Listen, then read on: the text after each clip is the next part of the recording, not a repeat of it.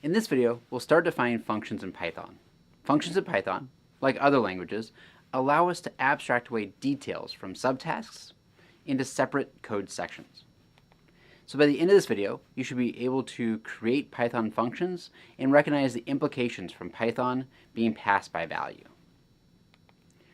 Okay, on the left we have C code for an absolute value function. Notice that it tests to see if the input value is less than 0, and if it is, it makes the value positive. As a result, it returns the absolute value of the function parameter val. Here's the equivalent Python code. There are lots of similarities functionally, but let me point out the differences. First, def is a keyword to denote that you're defining a function here. The first line overall says that you're defining a function, myABS, which takes an input value variable val. Notice that neither the return type nor the type of the input parameter are defined. This has some advantages and disadvantages. The advantage is you don't need to write a myABS function for ints, another for doubles, another for floats, and so on. The disadvantage is you could try to call myABS and pass it, say, a string, and that could cause problems. There may also be some issues with the expected return type, but we'll revisit this in a few minutes. For now, let's see how this runs. So this code will print the value 7. We define the myABS function just like we did before, and now I'm printing the output of that function when we use -7 as an argument to the function.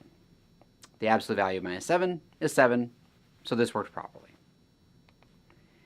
Now let's look at that example I mentioned before. I'll try to pass the function the string hi as an argument.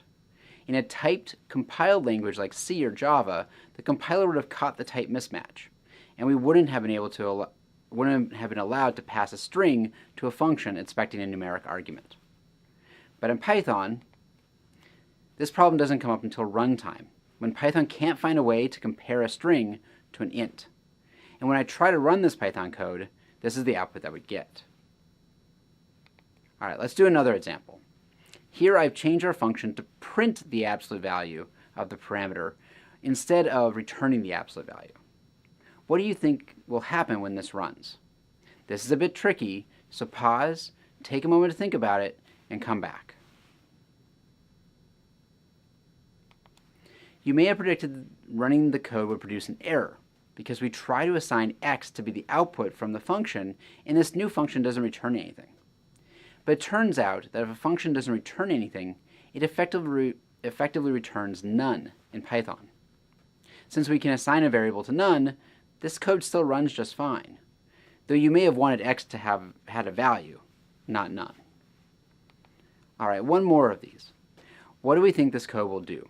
Again, pause, think about it, make a prediction, then we'll talk it through. The output here is 7. If you guessed 8, don't worry. This is a really common misconception. Let's talk this through. First, x is assigned the value 7.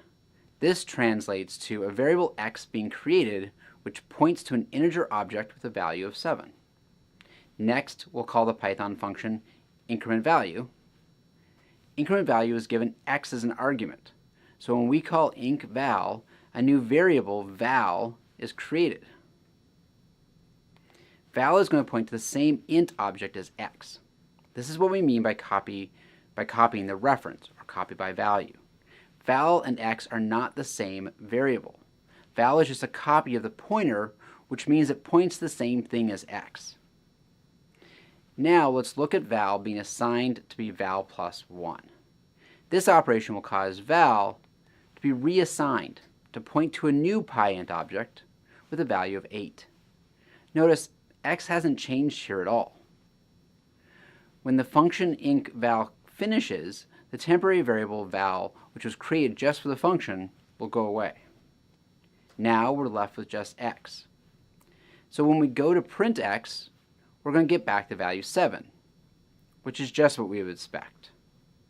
If we called a function on the variable val, rather than having it reassigned with the equal sign, we'd have experienced different behavior. Specifically, if you change the object pointed to by val and x, both would appear to change since they point to the same thing.